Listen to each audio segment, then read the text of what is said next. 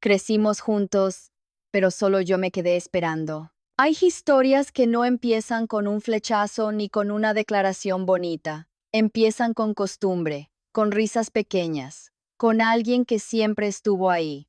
Y esas son curiosamente las más difíciles de soltar.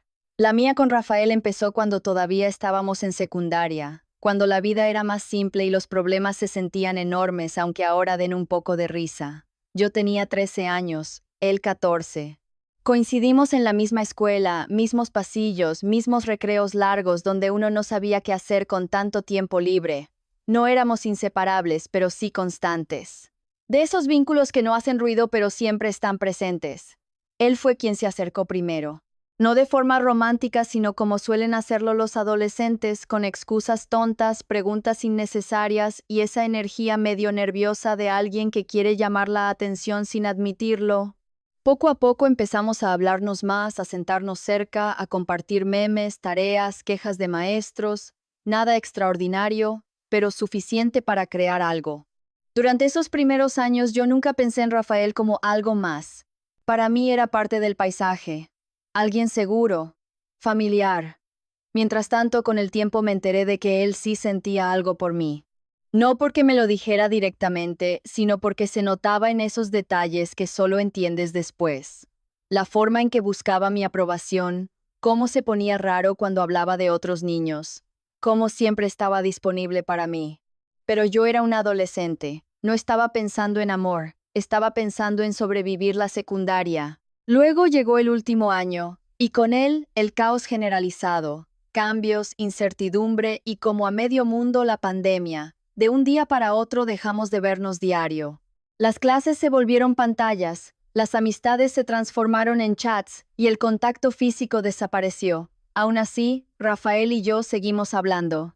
Mensajes eternos, tardes enteras jugando en línea, llamadas sin sentido. De alguna forma la distancia no rompió el vínculo. Ahí fue cuando él empezó a enamorarse más en serio, y yo simplemente no.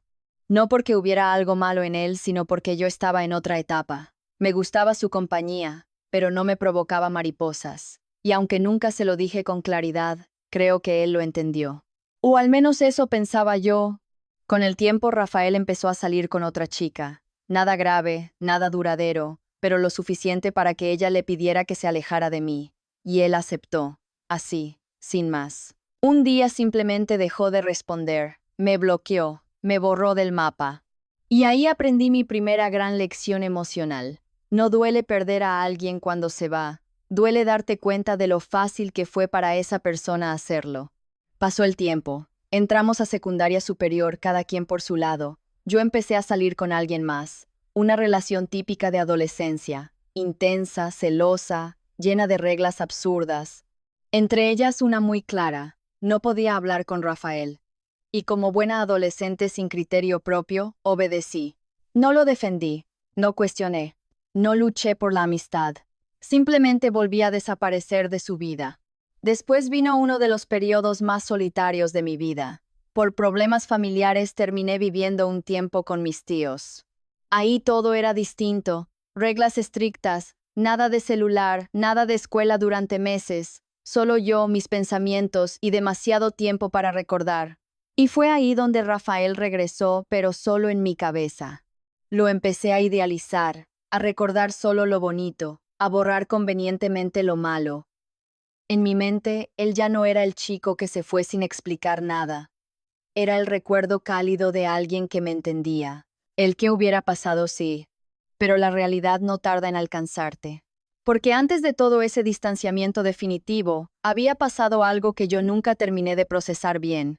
Algo que visto con distancia, debió ser suficiente para cerrar la puerta para siempre. Rafael había conseguido fotos íntimas mías. Fotos privadas. Fotos que nunca debieron salir de donde estaban. Y decidió compartirlas con su mejor amigo. Con todo y mi número. Como si no fuera suficiente traición, su amigo me escribió burlándose, preguntándome si era yo, exponiéndome. No recuerdo exactamente qué sentí primero. Vergüenza, miedo, coraje, asco, todo junto.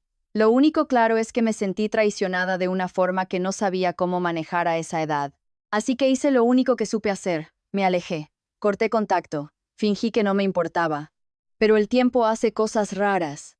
Suaviza los recuerdos, endulza el pasado. Y mientras estaba aislada en esa casa ajena, sin distracciones, empecé a olvidar lo grave y a recordar solo lo que dolía perder. Esos 6 meses fueron clave, porque salí de ahí siendo otra persona, más grande, más consciente, y a punto de entrar a una nueva etapa, la preparatoria. Y con ese nuevo comienzo llegó una decisión que cambiaría todo. Decidí buscarlo. Buscar a Rafael fue una decisión impulsiva, de esas que se toman más con el corazón que con la cabeza. No lo pensé demasiado. En mi mente seguía siendo el mismo chico con el que me reía en secundaria, el que me hacía sentir acompañada cuando todo parecía más simple. Yo venía cargando meses de silencio, aislamiento y recuerdos mal digeridos, así que escribirle se sintió casi como una necesidad emocional. Al principio la respuesta tardó. Eso ya debió decirme algo. Cuando por fin contestó, no fue frío, pero tampoco fue cálido. Fue distante. Como si me hablara alguien que me conocía, pero ya no me tenía en su vida cotidiana. Aún así, yo me aferré a lo poco, a los mensajes esporádicos, a las respuestas cortas que, en mi cabeza, significaban más de lo que realmente eran. Rafael ya no era el niño de secundaria, había cambiado, y no solo físicamente. Su forma de escribir era diferente, menos interesada, menos curiosa. Me hablaba cuando se acordaba. A veces desaparecía días enteros. Otras veces contestaba como si estuviera haciendo otra cosa más importante. Y aún así, yo insistía. Porque cuando uno idealiza, cualquier migaja parece un banquete. Yo entré a la preparatoria con la ilusión de que, de alguna manera, ahora sí podría pasar algo entre nosotros. Empecé a buscarlo con más frecuencia. Le mandaba mensajes largos, le contaba de mi día, de mis miedos, de lo que sentía. Incluso llegué a decirle, sin rodeos, que me gustaba, que quería intentar algo. Él siempre decía lo mismo, con distintas palabras, que no quería nada, que no estaba listo, que no era el momento. Pero el problema no eran solo las palabras, eran las acciones que no coincidían con ellas. Porque aunque decía que no quería nada, me buscaba. Aunque decía que no sentía lo mismo, me abrazaba cuando nos veíamos. Aunque decía que no estaba interesado, me besaba antes de entrar a su escuela, como si eso no significara nada. Y yo, claro, me quedaba ahí, confundida pero esperanzada, convencida de que tal vez necesitaba tiempo, de que si yo era paciente, si no presionaba, si demostraba cuánto me importaba, eventualmente cambiaría de opinión. Empecé a cargar yo sola con todo. Yo era la que proponía vernos, la que hacía cartas, la que se aparecía cerca de su escuela solo para verlo unos minutos, la que acomodaba su agenda alrededor de los ratos libres de él, y él simplemente estaba, a medias. Mi mayor queja nunca fue que no quisiera algo formal. Fue el tiempo, o más bien la falta de él. Rafael siempre estaba ocupado, siempre tenía algo que hacer. Trabajo, escuela, amigos, cansancio. Yo entendía, o al menos fingía entender, porque técnicamente no éramos nada. No tenía derecho a exigir. Pero había algo que no cuadraba. Nadie está ocupado todo el tiempo. Nadie tarda horas, días en responderle a alguien que realmente le importa. Y aún así, yo justificaba todo. Me decía que exageraba, que era intensa, que estaba pidiendo demasiado, hasta que el cansancio empezó a ganarme. Fue justo en ese punto cuando apareció Kevin. Kevin era todo lo contrario a Rafael. Atento, constante, presente. Me escribía buenos días y buenas noches. Quería verme. Me preguntaba cómo estaba. Me hacía sentir deseada, importante. Y después de tanto tiempo esperando atención de alguien que nunca terminaba de darla, eso se sintió como un alivio enorme. Poco a poco empecé a inclinarme hacia Kevin, no porque hubiera dejado de querer a Rafael, sino porque estaba cansada de sentirme invisible. Y cuando Rafael se dio cuenta, reaccionó. De repente estaba herido, de repente me decía que me amaba, que estaba intentando cambiar, que todo lo que habíamos construido no podía tirarse así. Y yo no sabía si llorar, enojarme o sentir culpa, porque en mi cabeza lo único que había construido era una espera eterna. Aún así, sus palabras me movieron todo. porque eran justo las palabras que había esperado durante años. El problema era que llegaban tarde y no venían acompañadas de acciones reales. Aún así, elegí a Kevin. Con Kevin duré 6 meses. 6 meses de intensidad, peleas, inseguridades y eventualmente infidelidades de su parte. No fue una relación sana, pero fue una relación. Y mientras tanto, yo seguía cargando un vacío enorme. Porque aunque Kevin estaba conmigo, el duelo por Rafael nunca se cerró del todo. Sentía que había fallado en algo que había intentado demasiado tiempo, que había invertido emociones, esfuerzo, ilusión, para nada, y eso dolía más que la relación rota. Cuando terminé con Kevin, hice lo que ya era costumbre en mí. Volví a buscar a Rafael. Y Rafael. Seguía siendo Rafael. Nos vimos una vez más, nos besamos, y por un momento sentí que todo volvía a su lugar, hasta que noté algo que me cayó como un balde de agua fría, su fondo de pantalla, una foto con otra chica, su novia. No pregunté mucho, simplemente me alejé, esta vez con coraje. Le reclamé su actitud, su doble cara, su forma de aparecer solo cuando sentía que me perdía. Y como por arte de magia, cambió. De pronto era atento, cariñoso, presente, justo la versión de él que siempre había querido, pero ya no le creí. Me di cuenta de que esa versión solo aparecía cuando yo me iba, y entendí, aunque me doliera, que no era amor, era ego, era miedo a quedarse sin alguien que siempre estuviera ahí. Así que me fui, otra vez. Alejarme después de ese último beso no fue un acto de valentía inmediata, fue más bien cansancio. Ese tipo de cansancio que no se quita durmiendo, sino aceptando que algo simplemente no va a ser. Yo ya no tenía fuerzas para volver a entrar al mismo ciclo, aunque una parte de mí todavía quería creer que esta vez sería diferente. Pasó un tiempo en el que no hablamos. Yo intenté concentrarme en la universidad, en mis pendientes, en mis amistades, en fingir que estaba bien. Y lo digo así, fingir, porque la verdad es que Rafael seguía apareciendo en mi cabeza en los momentos más tontos. Cuando escuchaba cierta canción, cuando pasaba por lugares que me recordaban a él, cuando veía historias de otras personas siendo felices con alguien que sí se quedaba. Aún así resistí, hasta que llegó 2024. Para ese punto Rafael ya no solo se sentía distante, se sentía inaccesible, más seco, más cortante, más ajeno. Y aún así, fui yo la que volvió a escribirle en agosto. Esta vez con más cuidado, como si estuviera caminando sobre vidrio.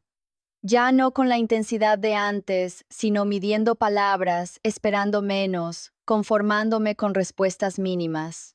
Y eso fue lo que más me dolió darme cuenta. Ya no estaba pidiendo amor, estaba pidiendo migajas. En una de esas conversaciones fue cuando me dijo algo que se me quedó clavado como espina. Me dijo que no quería nada conmigo porque yo era una niña de casa, que no había vivido nada, que él ya había experimentado de todo, que trabajaba, estudiaba, que su vida iba en otro ritmo. Remató diciendo que yo era bonita, atenta, cariñosa, pero que lo empalagaba. Eso último me rompió más de lo que quisiera admitir. Porque en mi cabeza ser cariñosa nunca había sido algo malo. Yo siempre había sido así, detallista, presente, expresiva. Pero de pronto empecé a pensar que tal vez ese era mi problema, que tal vez amar mucho era un defecto, que tal vez si fuera más fría, más distante, más indiferente, se habría quedado. Intenté cambiar, no de golpe, pero sí poco a poco. Contestaba menos, me guardaba lo que sentía, trataba de no mostrar emoción, pero no me salía. No soy así, nunca lo he sido. Y fingirlo solo me hacía sentir más sola. Después de eso me fui sin discutir, sin hacer drama, sin rogar, al menos esa vez. En diciembre volvió a pasar. Otra vez fui yo la que escribió. Otra vez las respuestas tardías, los vistos eternos, el silencio. Y aún así, yo seguía queriéndolo en todas sus versiones. En la indiferente, en la cariñosa, en la distante, en la que prometía cambiar y nunca lo hacía. Había un mensaje suyo que me perseguía constantemente. Uno que me mandó tiempo atrás diciendo que me amaba mucho y que estaba intentando cambiar para no tener problemas en el futuro. Ese mensaje se volvió mi excusa favorita para no soltar, mi prueba de que algo había sido real. Pero los hechos nunca respaldaron esas palabras. La gota que terminó de desgastarme emocionalmente fue cuando tuve una operación. No fue algo menor para mí. Estuve nerviosa, asustada, vulnerable. Y desde la mañana hasta la noche no hubo ni un mensaje, nada, ni un ¿cómo estás? Ni un avísame cuando salgas. Cuando le reclamé, no lo hice con enojo, sino con tristeza.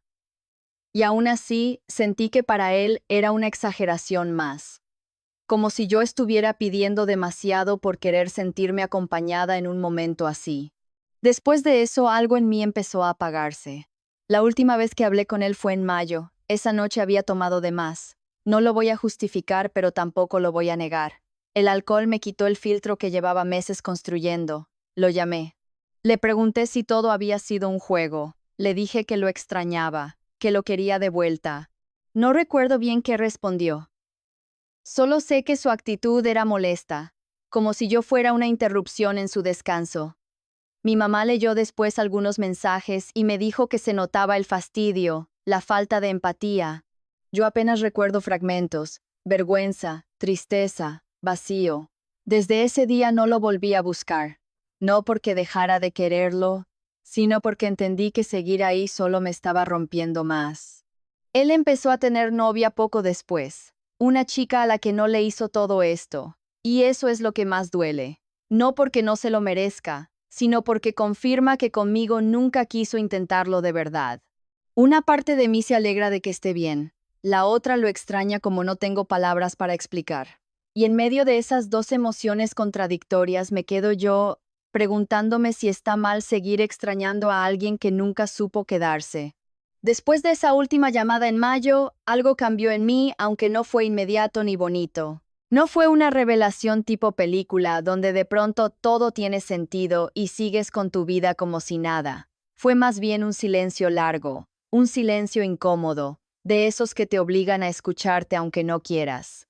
Los primeros días fueron horribles. Me despertaba con el impulso automático de revisar el celular, como si en algún punto él fuera a aparecer con un mensaje diciendo que ahora sí, que ya había entendido todo.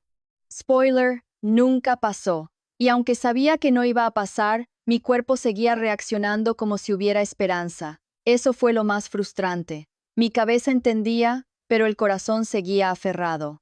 Empecé a sentir culpa, culpa por haber insistido tanto, culpa por haber sido intensa, culpa por no haber sabido cuándo parar, y al mismo tiempo culpa por extrañarlo, porque en teoría, después de todo lo que pasó, yo ya no debería sentir nada. Pero las emociones no funcionan con lógica ni con orgullo.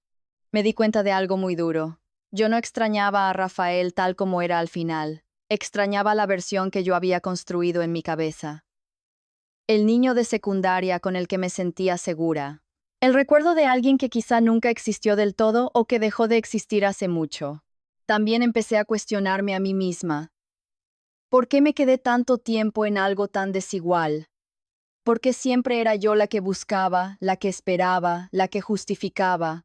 Y la respuesta no fue bonita, pero fue honesta, porque tenía miedo. Miedo de soltar, miedo de aceptar que había invertido años, emociones, ilusiones, en alguien que nunca estuvo al mismo nivel. Eso fue lo que más me costó soltar. No a él, sino la idea de todo lo que pudo ser.